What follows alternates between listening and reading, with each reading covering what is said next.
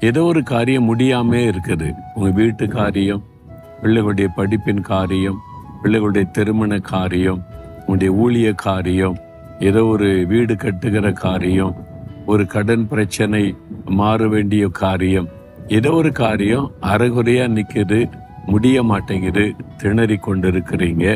பல முயற்சி பண்றீங்க, பல ஆள் கட்ட போறீங்க, ஒன்றும் நடக்க மாட்டேங்குதுன்னு கலங்குறீங்க. இது எப்பந்தான் முடியும்னு நினைக்கிறீங்க. கர்த்தர் உங்களுக்காக யாவத்தை செய்து முடிப்பார். ஒரு வாக்கு கொடுக்கிறார். நீங்களும் விசுவாசத்தோடு சொல்லுங்க, கர்த்தர் எனக்காக யாவை செய்து முடிப்பார். நீங்க விசுவாசித்தீங்கன்னா உங்க குடும்பத்தில், உங்களுடைய வாழ்க்கையில முடியாமல் நிற்கிற ஒவ்வொரு காரியத்தையும் தேவன் முடித்து தருவதை நீங்கள் பார்ப்பீங்க. அவர் காரியங்களை முடித்து கொடுக்கிற தேவன், மனிதனால் முடியாதவைகளையும் முடித்து கொடுக்கிற வல்லமையுள்ள தேவன்.